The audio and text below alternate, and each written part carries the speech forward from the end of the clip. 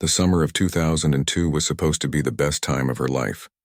Victoria Chen had just finished filming what everyone in Hollywood was calling her masterpiece.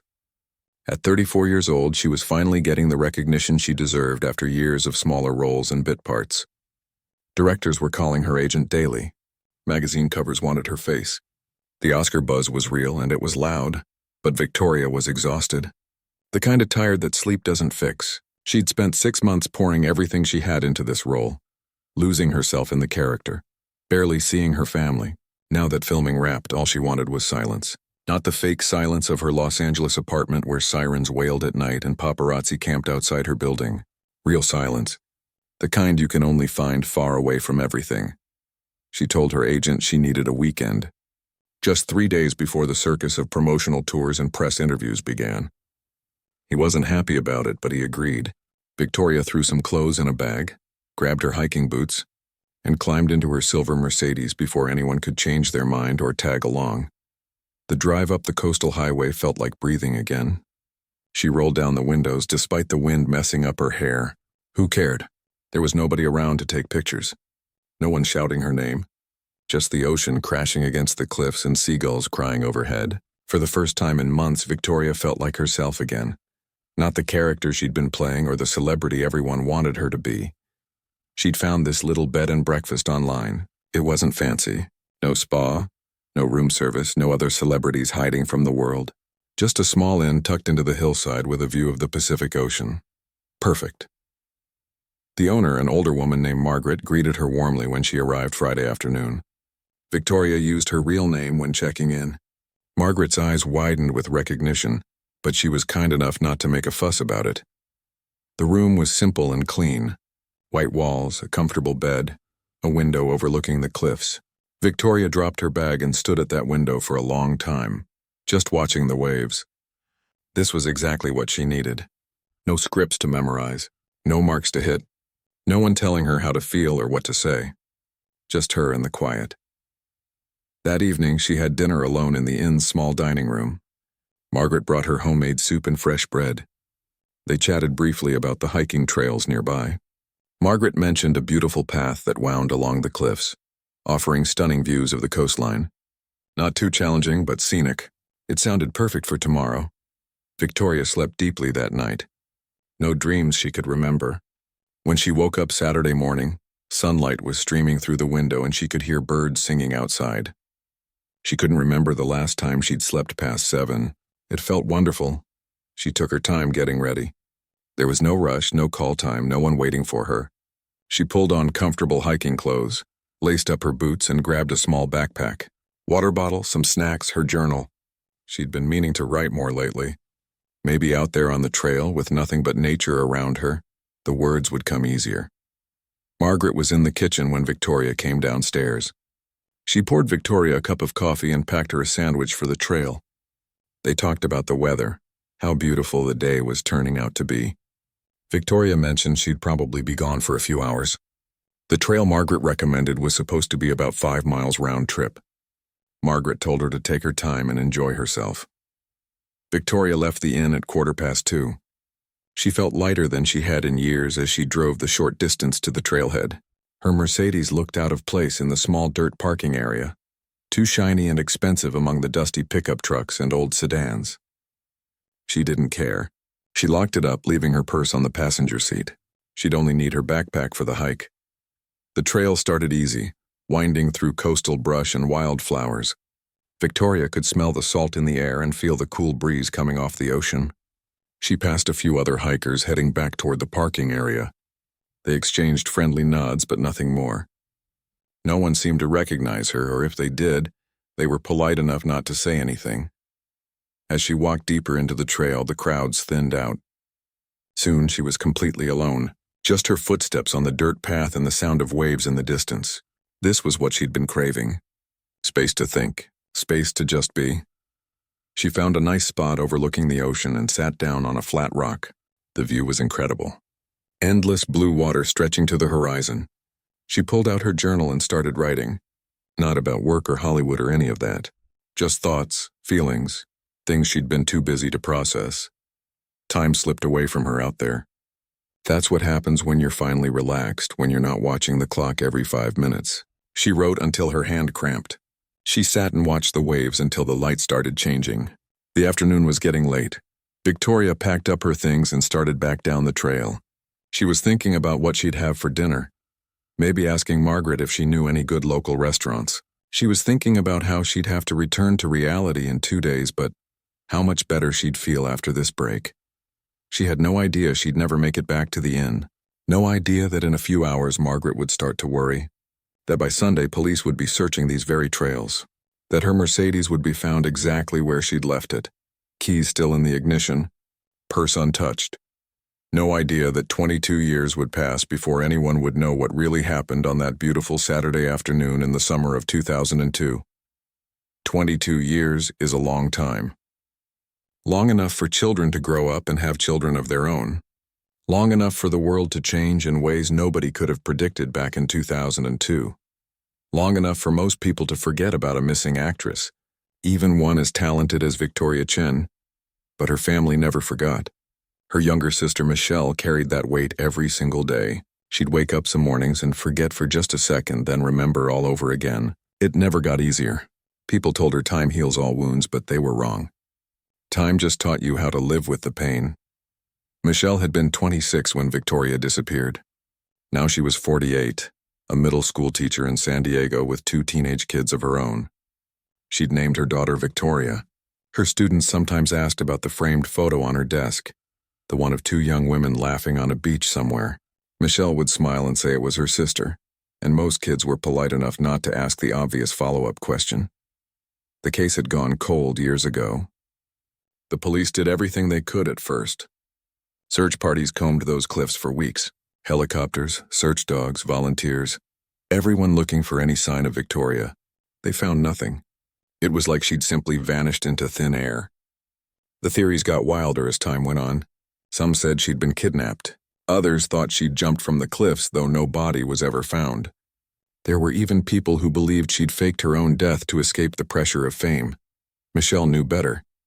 Victoria loved acting. She loved their parents. She'd been excited about her career, not running from it. Something bad had happened to her sister that day.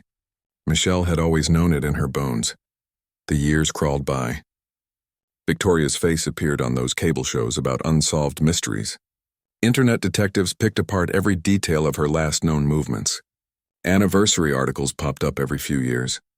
But no new information ever came to light. Eventually, even the most dedicated followers of the case moved on to newer mysteries. Then came March of 2024. That winter had been brutal along the California coast. Storm after storm rolled in from the Pacific, dumping rain like the sky had opened up and forgotten how to close. The ground became saturated, swollen with water it couldn't absorb. Hills that had stood for thousands of years started to shift and groan. Local news kept warning people about the danger. Mudslides were inevitable. They told residents in certain areas to evacuate. They closed some of the coastal roads as a precaution. But you can't predict exactly when or where a mountain decides it's had enough. It happened on a Tuesday morning. A massive section of cliff just let go. Tons and tons of earth and rock came sliding down like a slow-motion avalanche.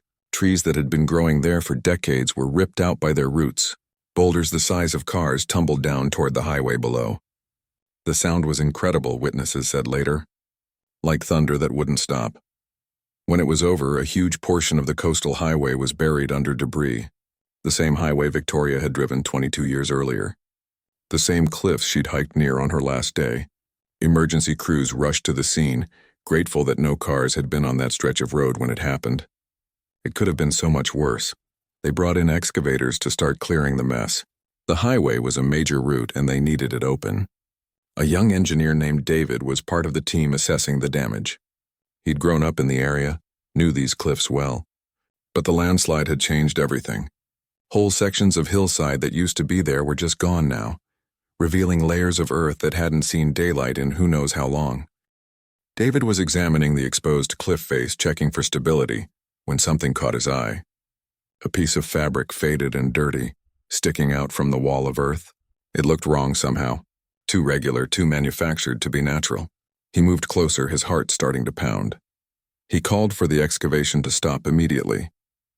His supervisor wasn't happy about the delay, but David insisted. There was something there, something that didn't belong.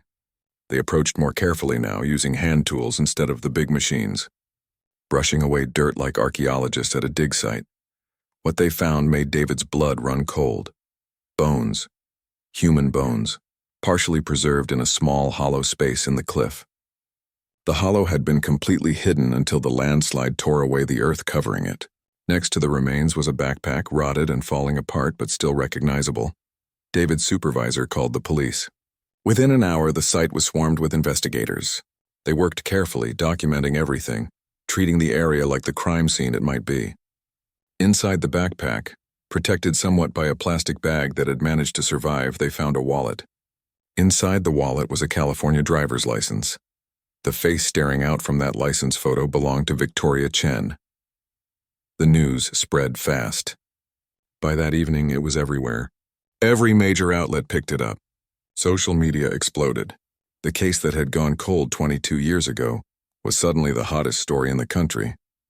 People who'd never heard of Victoria Chen were suddenly experts on her disappearance. The internet did what it does best, turning tragedy into content. Michelle was at school when she got the call. She was in the middle of teaching a lesson on the Revolutionary War when her phone rang. She normally never answered during class, but something told her to look. It was a number she didn't recognize, but the area code was local police. Her hands shook as she stepped into the hallway. A detective on the other end of the line asked if she was Michelle Chen, sister of Victoria Chen. She said yes, her voice barely a whisper. The detective asked if she was somewhere she could sit down. They'd found her. After 22 years of waiting, of hoping, of that terrible not knowing, they'd finally found Victoria. Michelle slid down the wall and sat right there on the floor of the school hallway, tears streaming down her face. She'd prayed for this moment and dreaded it at the same time. Now she knew. Her sister was gone, had been gone this whole time. But at least now they could bring her home. At least now, maybe, they could find out what really happened on that hiking trail all those years ago. The landslide that seemed like a disaster had revealed a truth that had been buried for more than 2 decades. Sometimes nature has a way of refusing to keep our secrets. The earth itself had finally given Victoria back to the people who loved her. But this was just the beginning.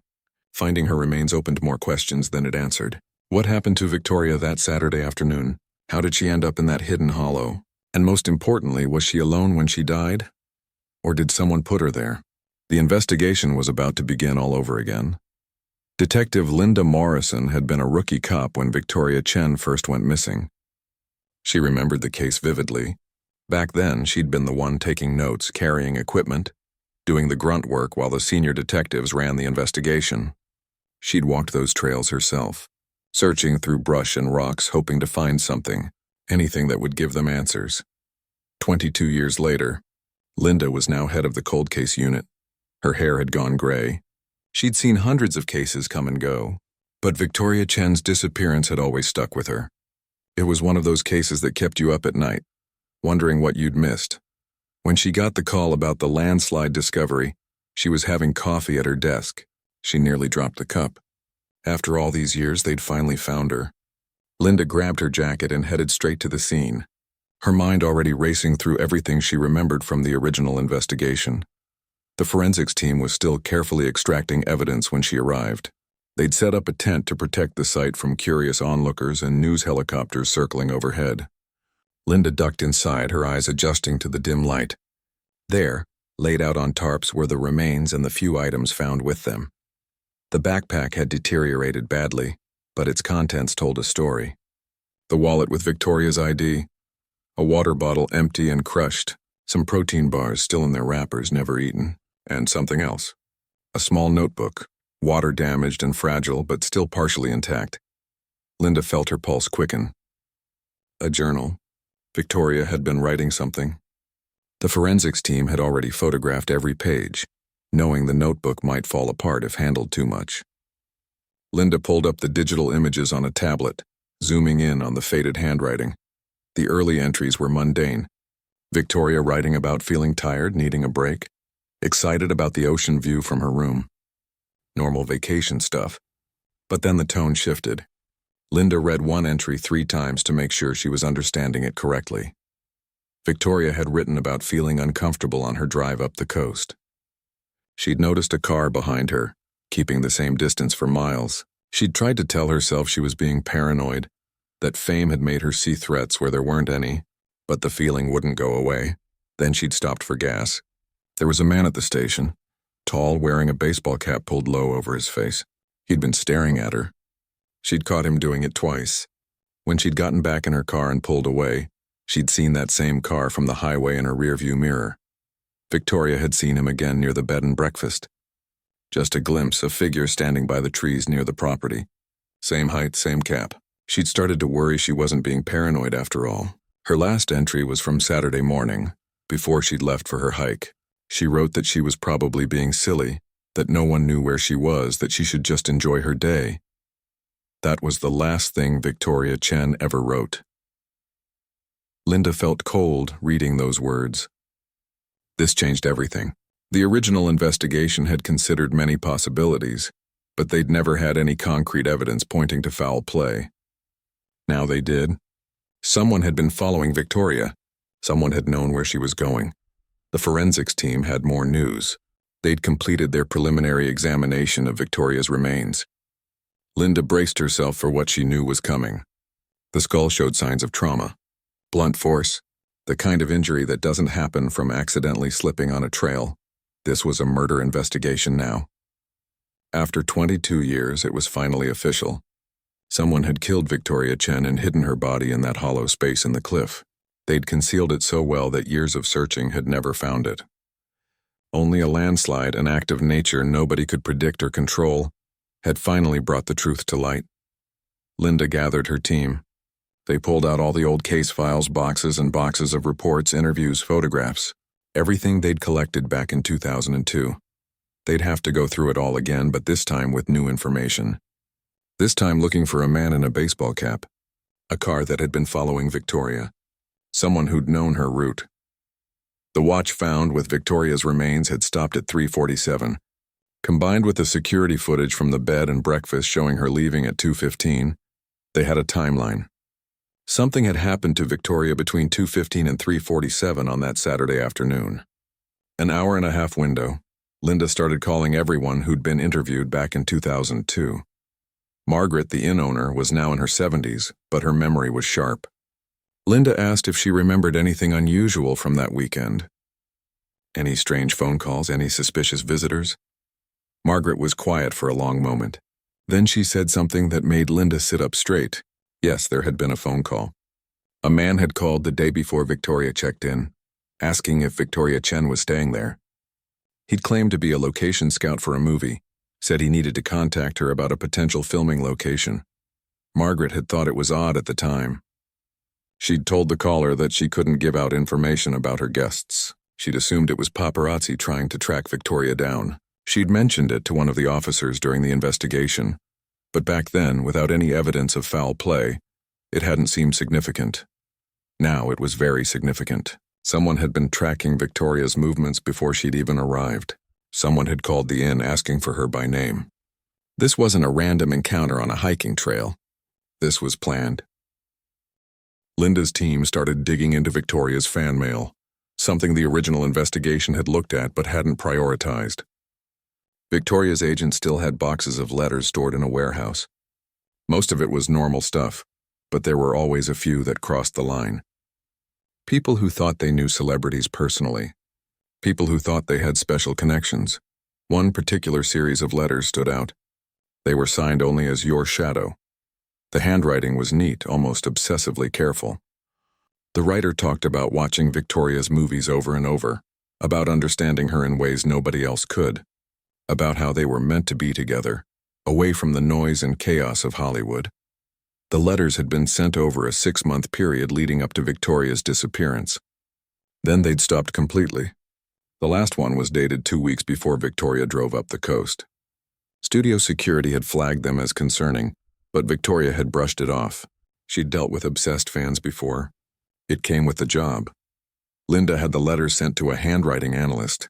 She had them checked for fingerprints even after all this time. She had her team start building a profile of whoever had written them. Someone out there had been obsessed with Victoria Chen. Obsessed enough to follow her. Obsessed enough to find out where she was staying. Obsessed enough to kill her when she didn't react the way they wanted. The case was starting to come together piece by piece. But Linda knew they needed more. They needed a name. They needed to find the person who'd been Victoria's shadow, who'd followed her to those cliffs and made sure she never came back.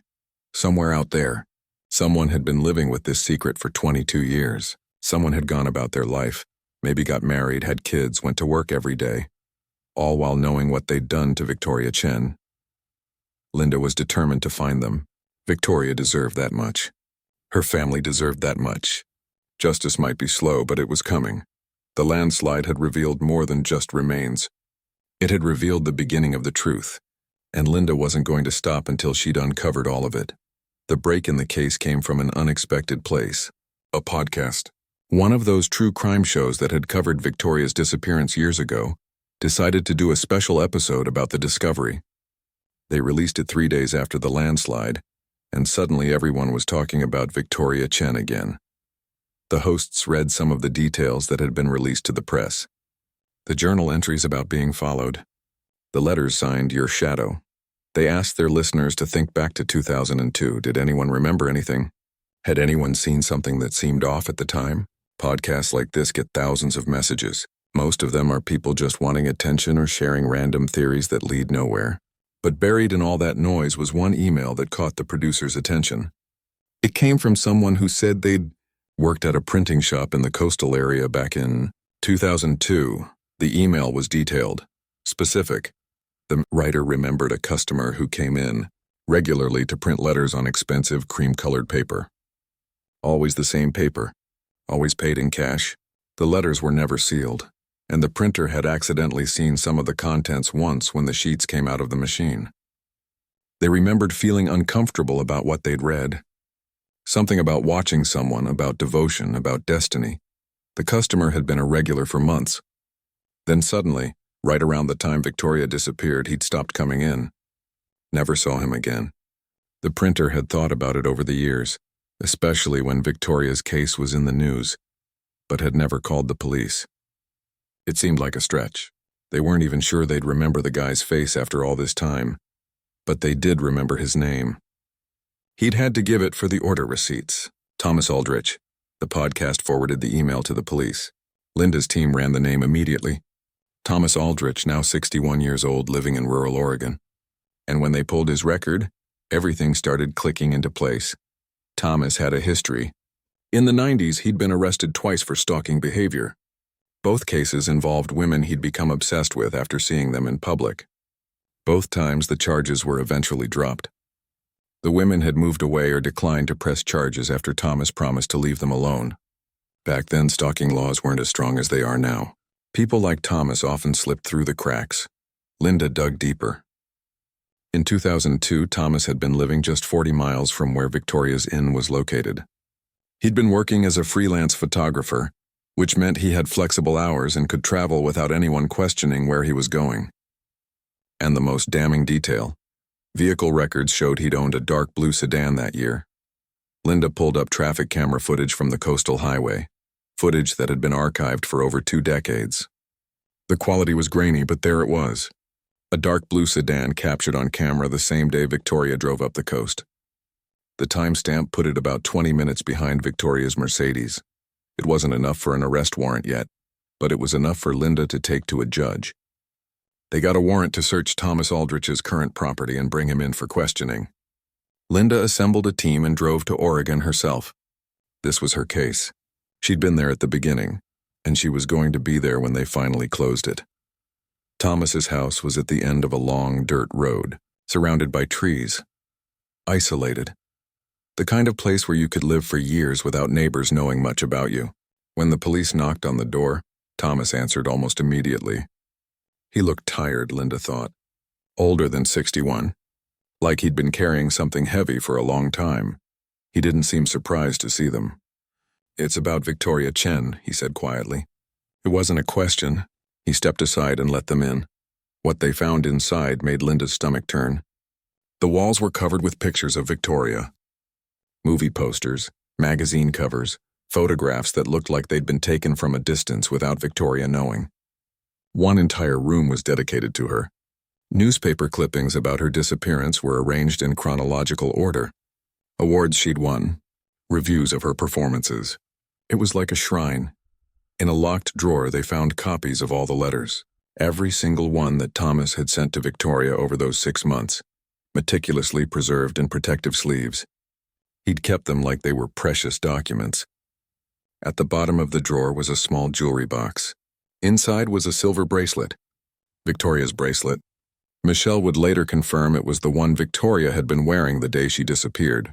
Thomas didn't ask for a lawyer. He didn't try to run. He just sat down in his living room, surrounded by images of the woman he'd been obsessed with, and started talking. He'd discovered Victoria's movies years before she became famous. He'd watched them over and over, convinced that she was speaking directly to him through her performances. In his mind, they had a connection. He started writing letters. When those weren't answered, he found out where the studio was, started showing up hoping to run into her. Security had chased him off a few times, but he always came back. Then he'd found out about her weekend getaway. He never said exactly how. Maybe he'd overheard someone at the studio. Maybe he'd followed her agent. The details didn't matter. What mattered was that he'd seen it as a sign. She was going to be alone, away from the crowds and the handlers. It was his chance to finally meet her properly, to make her understand their connection. He'd followed her car up the coast, stopped at the same gas station, driven past the inn to make sure she'd checked in. Then he'd waited near the hiking trails, knowing she'd eventually come. He'd planned it all out in his head, a chance meeting on a beautiful trail. He'd pretend to recognize her, they'd start talking, and she'd finally see him the way he saw her. But it didn't go that way. Victoria had recognized him from the gas station. She'd seen him near the inn. When he approached her on the trail, she'd been scared. She'd told him to leave her alone. She'd started to walk away quickly, pulling out her phone. Thomas's voice shook as he described what happened next. He'd panicked. Years of fantasy were crumbling. She wasn't supposed to be afraid of him. She was supposed to understand. He'd reached for her arm, trying to make her stop and listen. She'd pulled away. They'd struggled. And then he said he'd pushed her. She'd fallen, hit her head on a rock. He'd checked for a pulse. There wasn't one. He said he'd sat there for hours, not believing what had happened. The woman he'd devoted years of his life to thinking about was dead, and it was his fault. He couldn't call for help. He'd go to prison. His life would be over, so he'd made a choice. He'd found the small hollow in the cliff, a space he'd noticed during his surveillance of the area. He'd carried Victoria's body there and concealed the entrance with rocks and brush. He'd scattered dirt over everything. Then he'd hiked back to his car and driven home, leaving Victoria's Mercedes at the trailhead like she'd simply vanished during her hike. For 22 years, he'd lived with what he'd done. He'd moved to Oregon trying to start over, but he could never let go of Victoria. He'd built that shrine in his house. He'd collected every article about her disappearance. In some twisted way, keeping her memory alive was his form of penance. When the landslide revealed her remains, Thomas said he'd known immediately that it was over. He'd been waiting for the police to figure it out. Part of him, he said, was almost relieved. Linda listened to all of it, her face neutral even though rage was burning inside her. This man had stolen Victoria's life because she didn't react to him the way he'd wanted. He'd robbed her family of 22 years of closure. And now he sat here talking about relief. She arrested him on the spot. The confession was recorded, witnessed, rock solid. The evidence in his house supported every word. Thomas Aldrich was finally going to answer for what he'd done to Victoria Chen. As they led him out in handcuffs, Linda looked back at that house full of pictures. A whole life wasted on an obsession. A brilliant actress dead, because a stranger decided he had a claim to her. It made her sick, but at least now, finally, Victoria's family would have answers. The mystery that had haunted them for more than 2 decades was solved. Justice was slow, but it was here. The trial didn't take long. With Thomas's full confession, the physical evidence from his home, and the forensic findings from Victoria's remains, the prosecution had everything they needed.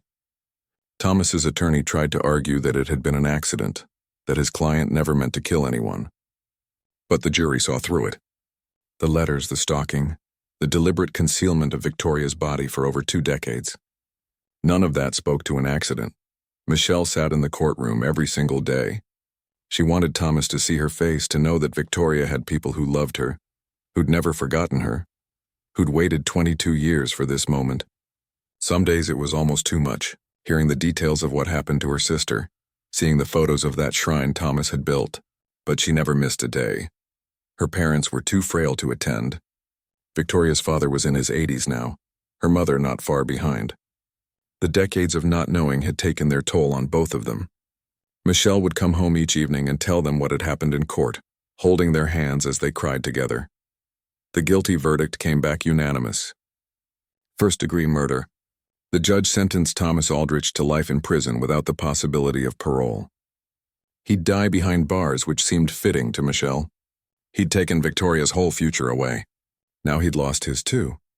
When it was over, when Thomas was led away and the courtroom emptied out, Michelle stood outside on the courthouse steps. Reporters swarmed her, shouting questions, cameras flashing. She'd prepared a statement but found she couldn't read it. Instead, she just spoke from her heart. She talked about Victoria. Not about how she died, but about how she lived. About the little girl who used to put on plays in their living room, forcing Michelle to be her audience. About the teenager who practiced her Oscar speech in the mirror, never doubting she'd make it someday. About the woman who called home every week no matter how busy she was, who remembered everyone's birthdays, who lit up every room she walked into. That's who Victoria was. Not a victim, not a cold case file, not a tragic mystery. She was a daughter, a sister, a friend, a talented actress whose light had been stolen too soon, and now finally she could rest in peace. The funeral happened 2 weeks later. They'd held a memorial service years ago, but this was different. This time they had Victoria back.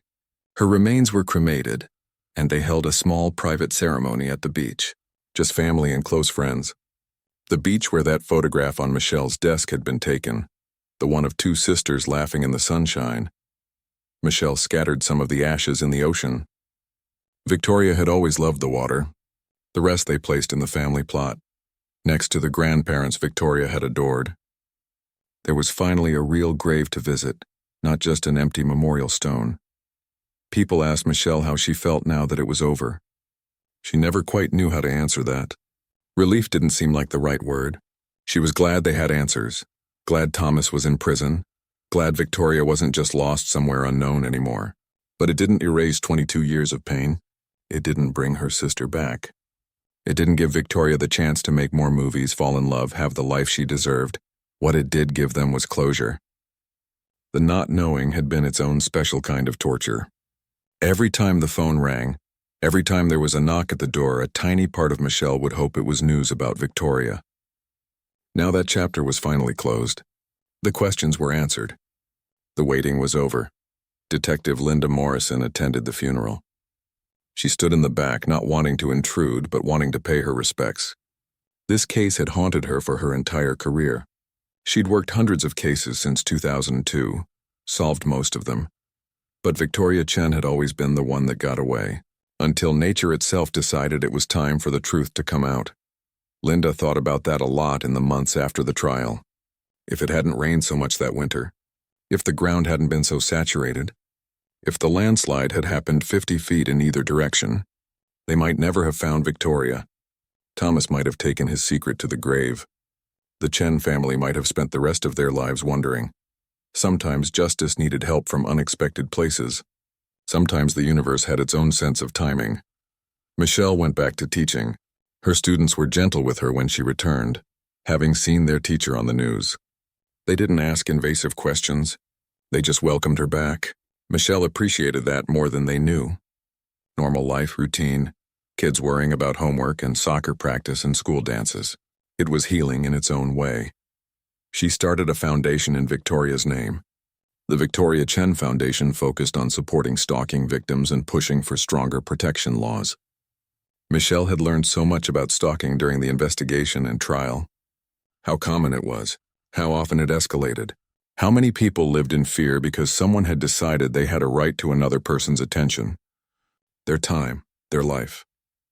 If Victoria's story could help even one person get protection before it was too late, then maybe something good could come from all this tragedy. Michelle threw herself into the work. She spoke at conferences, met with lawmakers, worked with victim advocates. It gave her purpose, a way to channel her grief into something constructive. The foundation funded security systems for stalking victims who couldn't afford them. It paid for legal help when the courts weren't taking threats seriously.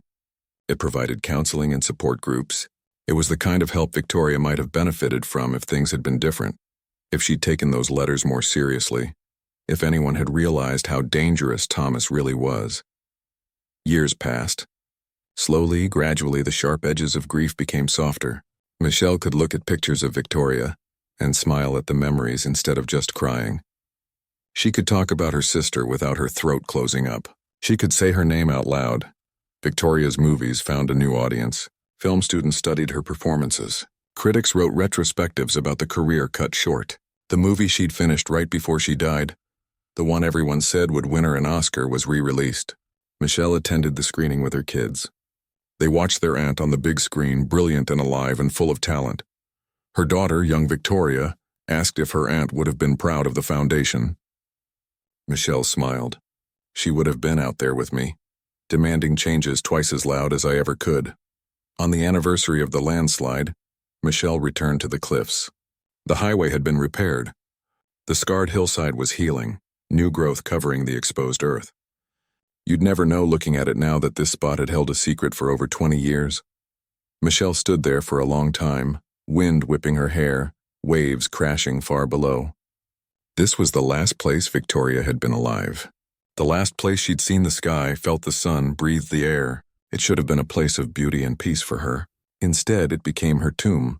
But it also became the place where truth finally emerged, where nature refused to keep hiding what had been done, where justice, delayed by more than 2 decades, finally began. Michelle whispered goodbye to her sister one more time, not the desperate goodbye of someone still searching, but the peaceful goodbye of someone who could finally let go. Victoria was at rest now. The truth was known. Thomas was behind bars where he belonged. It wasn't the ending anyone would have chosen, but it was an ending. And sometimes, after years of questions with no answers, that was enough. As Michelle walked back to her car, she thought about something the detective had said, that the earth itself had given Victoria back to them, that some secrets can't stay buried forever. 22 years felt like a lifetime, but truth has no expiration date. It waits patiently in the dark until the moment comes for it to see the light. For Victoria Chen, that moment came in the form of a landslide on a rainy March morning. And finally, she could come home.